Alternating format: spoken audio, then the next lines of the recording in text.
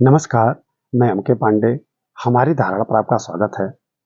क्या कल की अवतार की कल्पना, कल की अवतार की जो भविष्यवाणी है, वो गलत हो जाएगी? बहुत लोगों से के मुँह से ऐसा सुना जाता है। क्या भगवान वेद व्यास का वह कथन गलत हो जाएगा, जिसको विश्वासपूर्वक उन्होंने अपने पुराणों में लिखा है? जितने भी पुराण हैं, अधिकांश में स्वयं कल्कि पुराण में इसका विस्तृत वर्णन है, भीष्म पुराण में है, स्कंद पुराण में है और श्रीमद् भागवत पुराण में भी इसका विस्तृत वर्णन मिलता है। तो क्या भगवान वेद व्यास का कथन गलत हो जाएगा? इसी संदर्भ में यह वीडियो आपके सामने हम प्रस्तुत कर रहे हैं। पूरा पढ़ने के बाद, पूरा निचोड़ निकालने के बाद हम आपके सामने यह धारणा व्यक्त कर रहे हैं। पढ़ा गया है, यह सही भी हो सकता है और गलत भी हो सकता है, लेकिन आप जरूर चिंतन मनन कीजिएगा। यह एक विश्लेषण का विषय है और आप बिल्कुल इसको अन्यथा न लें। हम अपना विश्लेषण प्रस्तुत कर रहे हैं और इसको आप सुनिए, आपको पसंद आएगा। पसंद आए तो इसे लाइक और शेयर कीजिएगा और हमारे चैनल को सब्सक्राइब कर लीजिएगा। हम मूल बिंदु पर आते हैं। तो क्या कल की अवतार की कल्पना साकार नहीं होगी? क्या यह निरर्थक है और क्या यह संभावना गलत हो जाएगी? तो जो कुछ भी हमने पढ़ा है, उसे पढ़ने के बाद मेरा यह निष्कर्ष है, ऐसा कभी नहीं हो सकता है। और जिस ऋषि ने, जिस भगवान वेदव्यास ने यह कल्पना नहीं की है, उनका यह कथन है और उन्होंने यह भी लिखा है कि हमारा यह कथन सर्वथा सही है और अवश्य सिद्ध होगा और ऐसा ही होने वाला है। तो वह सिद्ध व्यक्तित्व थे, उन्होंने जो लिखा वह अक्षरशः सही होने वाला है। अब कब सही होगा? मुझे जो लगता है, हम जो पढ़ते हैं और जो पूरे समाज का जो स्वरूप देखते हैं, मुझे भी ऐसा लगता है कि वह समय बहुत नज़दीक है।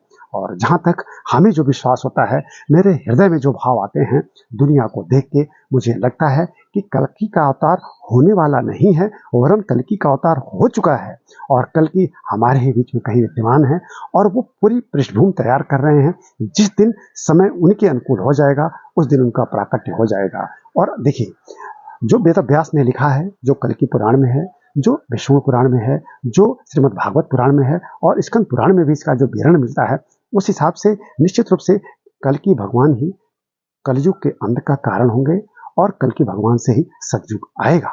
तो यह तो तय है।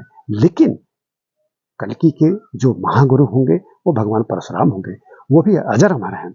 उनके जो एक तरफ से सेनापति होंगे वो अश्वत्थामा होंगे और दूसरी बात स्वयं वेद व्यास अजर अमर हैं और वो खुद इंतजार कर रहे हैं उस सतयुग का, कि सतयुग शुरू हो और फिर से वेदानुसार धर्म की स्थापना हो और वह सत्य का धर्म स्थापित हो, जिस सत्य से यह पृथ्वी टिकी हुई है।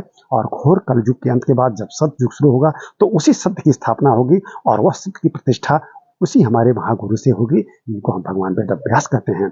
भगवान वेद व्यास जिनको हम महागुरु मानते हैं और उनके सम्मान में गुरु पूर्णिमा मनाई जाती है। गुरु पूर्णिमा आने वाली है। हम इस गुरु पूर्णिमा पर अपने उस महान ऋषि, उस भगवान वेद व्यास को हम सत सत नमन करते हैं और यह वीडियो उन्हीं को समर्पित भी है। तो इस उम्मीद के साथ कि उनका कथन सर्वथा सही होने वाला है, कल की अवतार लेंगे या नहीं लेंगे यह निरर्थक लगता है और मुझे पूरा विश्वास है कि कल्कि का अवतार हो चुका है, हमारे बीच में है। अब देखना है कि वह कौन है और कौन नेतृत्वकर्ता होने वाले हैं। हमारे लोगों में से कोई न कोई एक दिन प्रकट हो जाएगा और हमें विश्वास हो जाएगा कि यही कल्कि हैं और पूरी दुनिया मान्यता देगी।